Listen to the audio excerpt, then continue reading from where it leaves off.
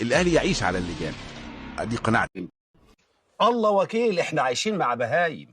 معنى ان يكون عندي أغلبية عددية كاسحة مع وسيلة تعبير متاحة طول الوقت مع تنظيم مركزي، إذا صوتي ورأيي هيغلب أي حد. زغرته يا اخوان، يا حتى زغرتي والنبي يا نسوان. الله الله الله الله، ايوه زغرته، زغرتي يا عم سامحوني. حتى لو ما كانش بدرجة موضوعية أو بدرجة صدق. الأهلاوي هزم الفيزياء، الأهلاوي هزم الطبيعة. بمعنى إيه؟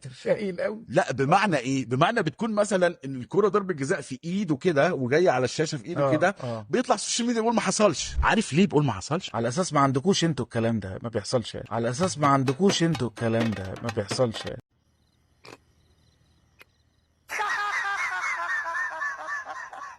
انا جاي لك. عارف ليه بيقول ما حصلش؟ ليه بيقول؟ وعارف ليه صوته بيوصل؟ لان كلهم بيقولوا مع بعض تقريبا. نرجع لقصه السوشيال، انه نسبتك كاسحه، وسيله التعبير متاحه بدرجه كبيره، انت منظم تقول ايه وما تقولش ايه. فبالتالي لو رايح لفكره انا اسف في التعبير، الكذب او التدليس، برضه هتفرض نفسك.